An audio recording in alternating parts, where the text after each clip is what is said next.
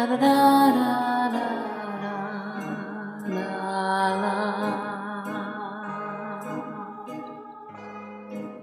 da da da da da da.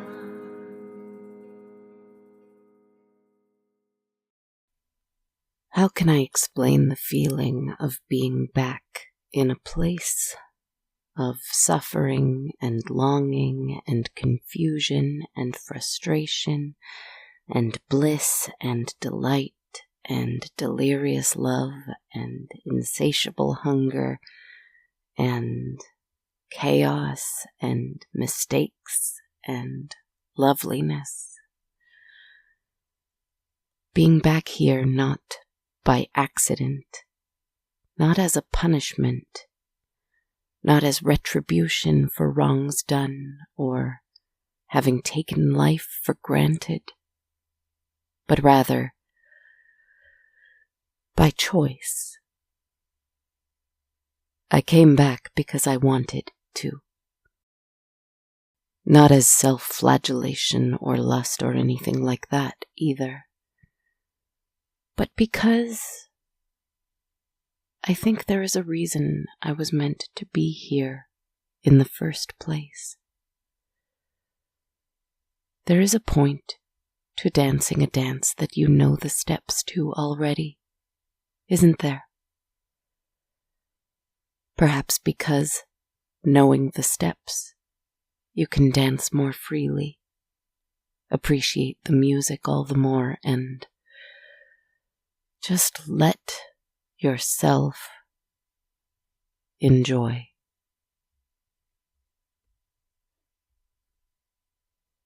I am trying to. I think I am enjoying more. Maybe. Sometimes I do, but sometimes I get caught up in the cobwebs, in the shadows, in the aching of the heart.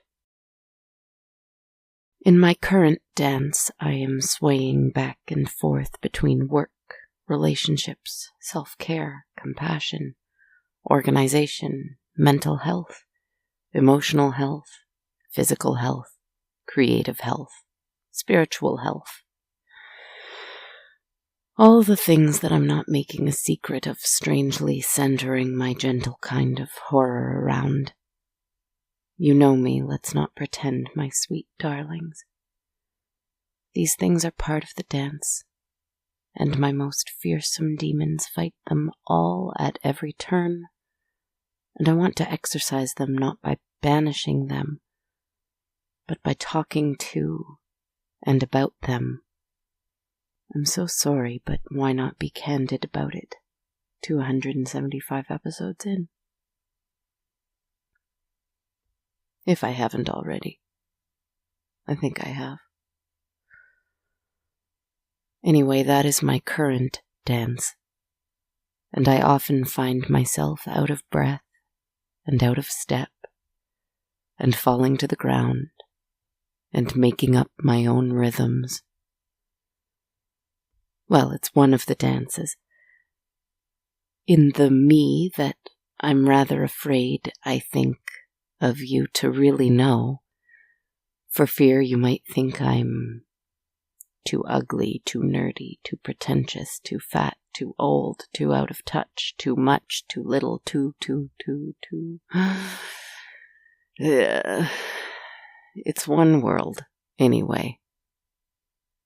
It's just one world where I'm not so secretly just some teacher in an apartment trying to cling on to the last vestiges of a creative career so that I don't lose my strange heart entirely.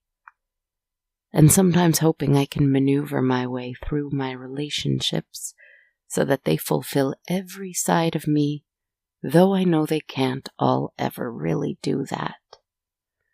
And though I know there must be compromises in life, I often hope, pray, attempt to manifest, try to write into existence ways that I can mitigate these compromises and transform them perhaps into fulfilled wishes, even partially fulfilled dreams, Though I despise dreaming and wishing, here I am doing it for you all, and hoping you won't hate me for it. Hoping instead you'll love me for it. If I make it spooky, maybe you will. I'm just kidding. I'm just kind of at the end of my rope because it's almost summer break, and boy, oh boy, I need it. I'm tired. I've been fighting hard to be sober in a lot of ways, but in other ways I'm letting it slip just a little bit here and there. I quit sugar, but here and there I'm having little treats because I'm tired and I'm trying. Here and there, I'm trying. Here, I'm trying my best. And there, oh there, darling, lovely, beautiful, there.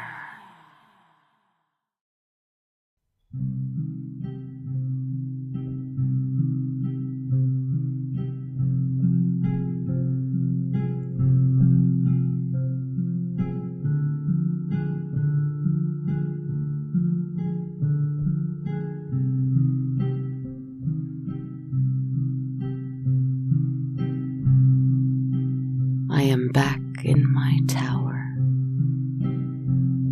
with my beloved, and he's turned me into what he is, a frightful and death-like thing that can cause death and destruction wheresoever it treads. I used to think, oh, that is a purely evil thing. But that was 6 years ago and countless thousands of lifetimes ago. Ages and ages of understanding and misunderstanding ago. Now I see. Now I know. Now I see. Now I know. Nothing truly ends. Nothing really dies. And death and destruction need not always be considered evil. They are just the invisible acting itself on the visible. Maybe.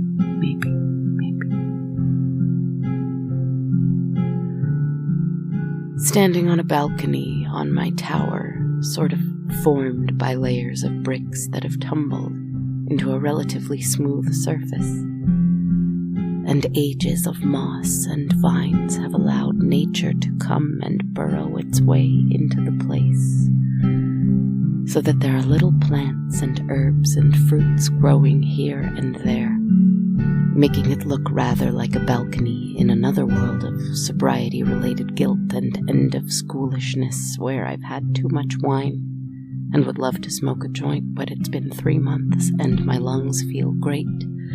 And my dreams have been clear as crystal, and I wouldn't change that for anything. Sorry, but I said it, and I'm working on the wine thing too, I promise. It's just, never mind. My gothic and sleepy world can be a place that accepts all of me. Can't it? Anyway, there is a makeshift balcony now on my ancient tower, because if I design it here to look a little like the one at my home, there, then I can start to blend the worlds together, and that has always been the goal.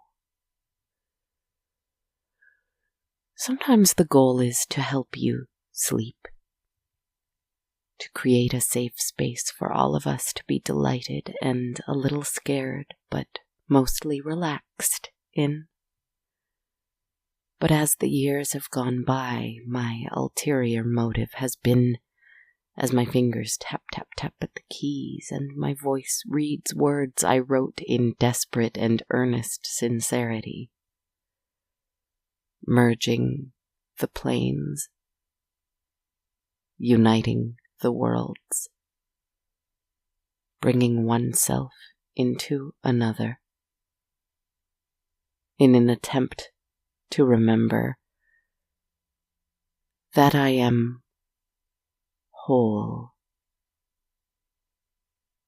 I worry about how often I use the word I in these episodes. I worry that I am selfish. I might be. But the thing is that you are here with me. And I tell you about this from my perspective because it's all I have. And I genuinely want to know and deeply hope that you feel some of this too.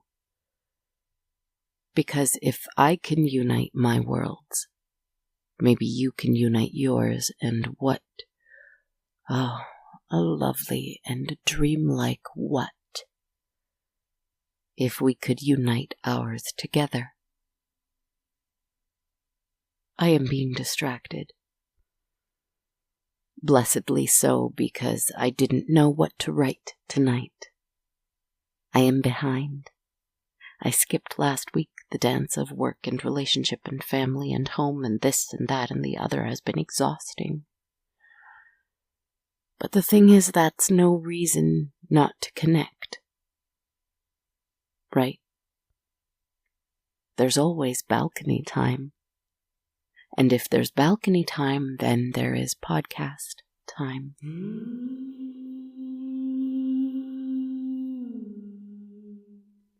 So in my ancient tower I stand on a makeshift balcony, and I look down below to the fields, that dirt road, the night that has fallen since the sun has set. And I notice a river, more like a creek, in the distance. Far, far away, but with the keenness of my newly black eyes, I can see the wind dancing across it. The water is turbulent. I can see that same wind shaking the trees near and far, making them dance and sigh, birds clinging to dear life. I can see the grass shimmering as the wind gracefully strokes it in large swaths this way and that, shining and silvery across that green. I realize in that moment that I am seeing the invisible. The wind through the grass, the waves on the water, like tears brought on from hearing a sad song. This is a physical response to something we cannot see but can very clearly feel. Can't see the wind but the effect it has on land and water. Can't see music but the effect it has on the soul.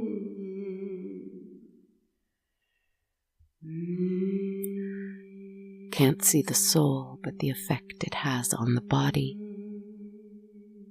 It occurs to me in this moment that the body is the grass, the water, does not move but for the wind, the soul that passes through it.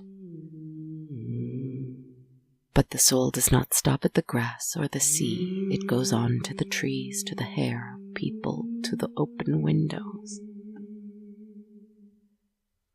Breathed by all, in and out, feeding every cell. It gives life to every cell.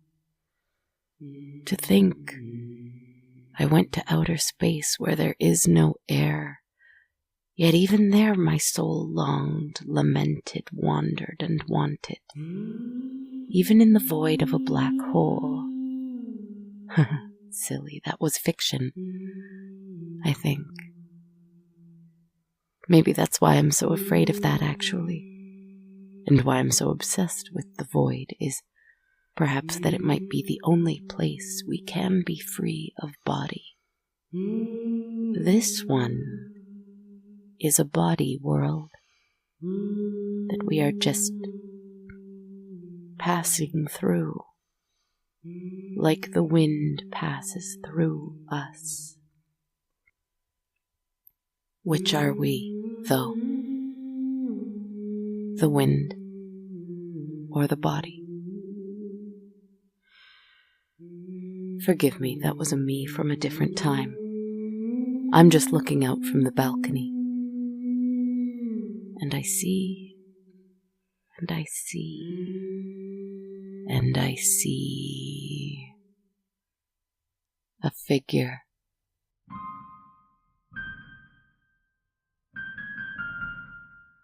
Sitting at a bench, looking out over the creek.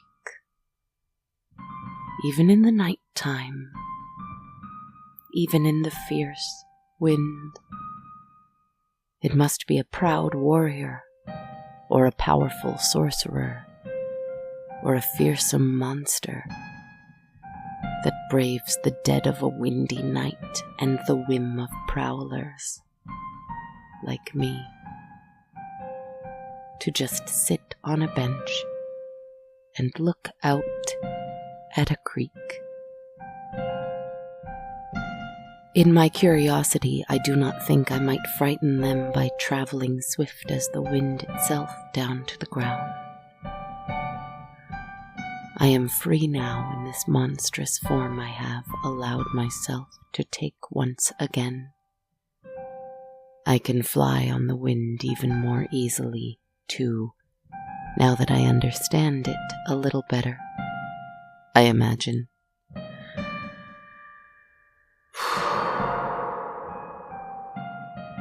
My feet land on the grass. They are bare, and my toes are pale, and their nails are black and long like talons. I did miss being beastly. Oh, I did. My robes have turned black from my blood, and they billow this way and that. Soft as a shadow, I approach the figure on the bench. It is an old woman. I do not want to frighten her. All right, well, maybe just a little bit. I stalk like a panther. I fly slowly like a breeze. I inhale slowly like the sound of the wind through the grass.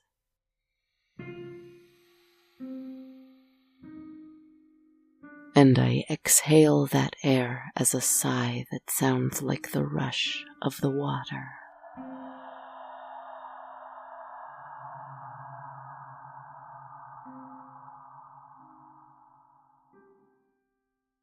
I camouflage myself as the wind through the earth, for I'm beginning to wonder if that's all I am and will ever be anyway.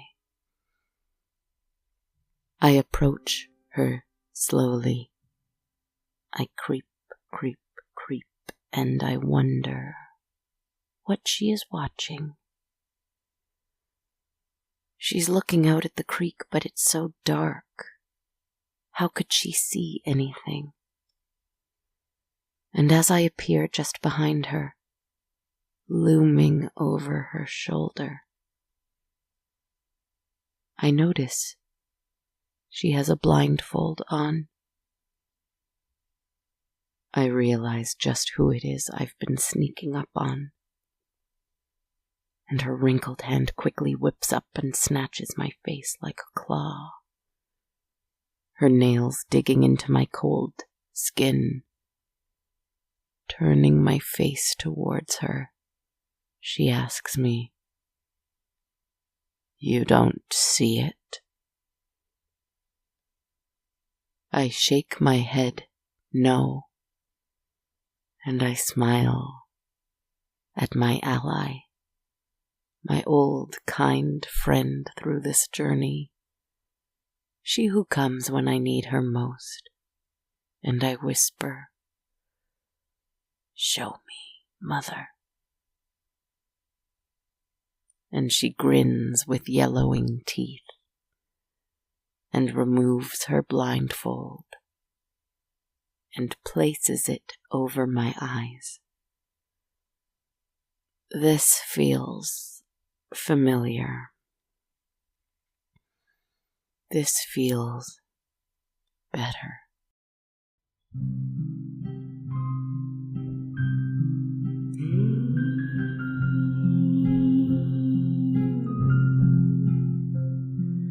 I look out at the creek and I see, on the water, a woman dancing. She is made of wind and water and mud and nothing. She was invisible before because the sheer volume of those things was too slight for clumsy eyes to catch.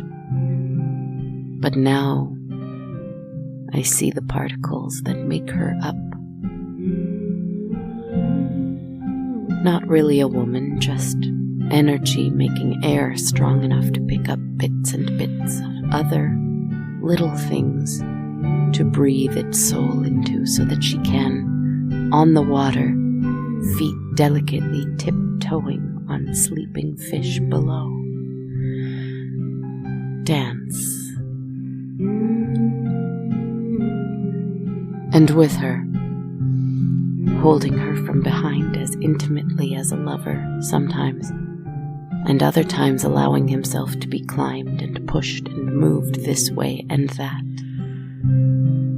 is the figure of a man made of little particles of things like oil and plastic and gas and methane and cancer, just little tiny bits here and there.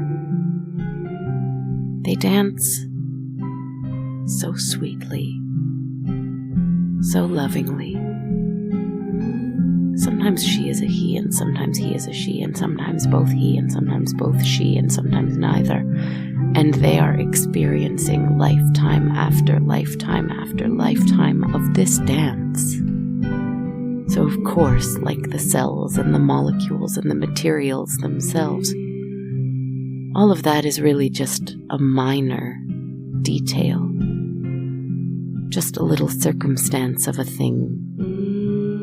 Regardless, they dance, they unite, they pull apart, they merge, they separate, they love, they fight, they love, they hate. And then a burst of light and a million stars that fly up, up, up and into space, where they disappear into a black hole that I am certain is still up there, somewhere. They're gone.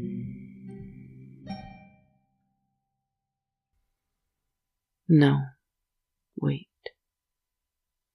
Not quite.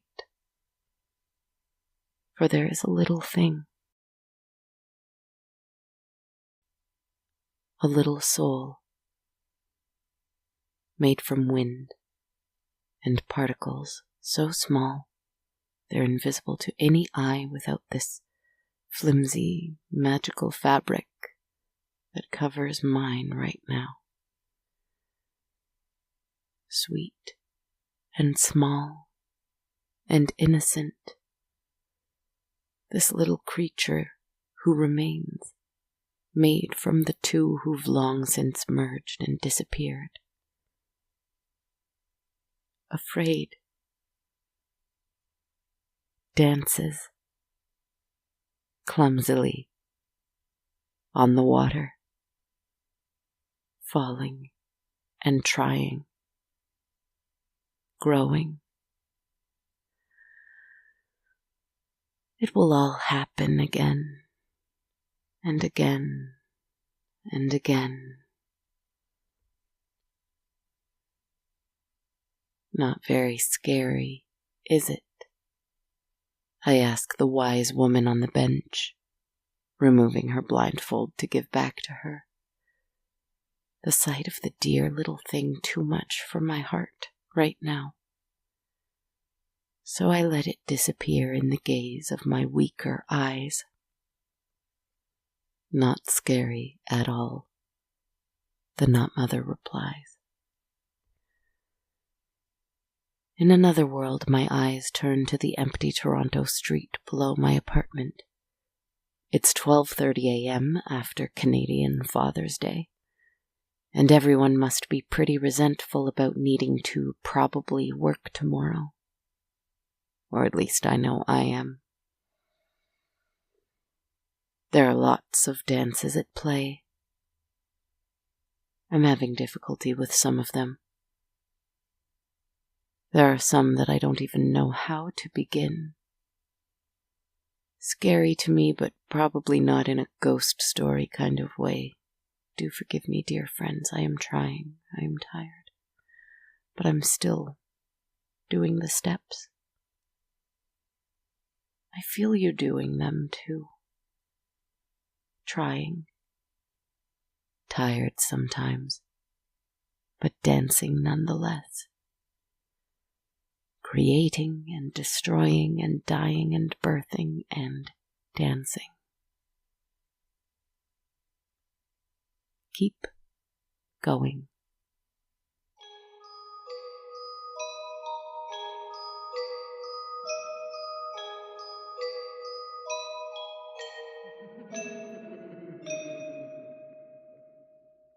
La la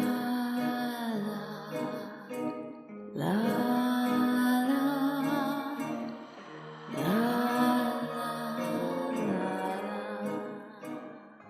Hello, my friends. Thank you so much for joining me this week. I'm really trying. It's almost time for a break that I really need, and I still want to prioritize creating because that's the only way I really know how to keep going through all of it. So, please forgive me if I didn't have a ghost or a ghoul. I'm trying and I'm dancing. This is Kristen Zaza, your host, your friend, your writer, narrator, composer, podcaster, etc., etc., etc., etc., etc. Thank you so much for listening to episode 275 of On a Dark, Cold Night. I would like to thank everyone who supports the podcast on a monthly basis on Patreon, including my newest Patreon supporter, Vox. Thank you so much for joining us there, Vox. I really appreciate it and am so grateful. Everyone who pledges $1 or more US a month on Patreon gets access to my complete and downloadable soundtrack, while those who pledge $5 or more a month US get that, a weekly bonus quick moment meditation, and a video tarot reading I perform every month on the full moon. To learn more, visit patreon.com/darkcoldnight. There are going to be some new Patreon perks coming your way soon, so to stay in the loop and follow these changes, you can go there now and join for free to stay a part of the community until those announcements are made. Don't be afraid to go check it out.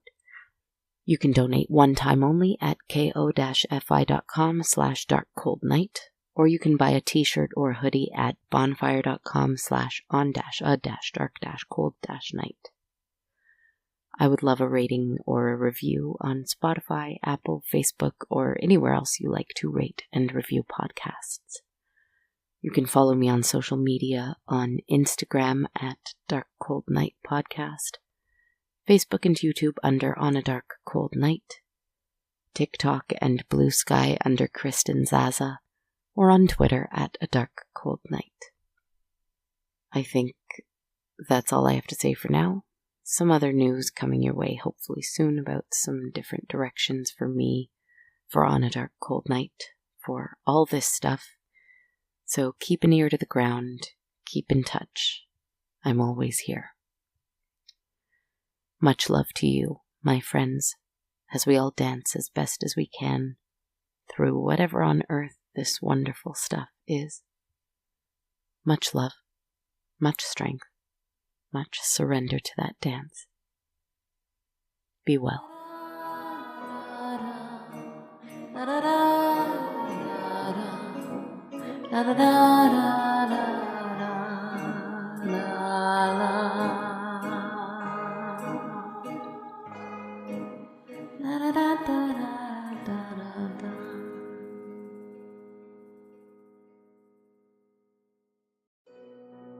This podcast has been brought to you by the Sonar Network. Sonar.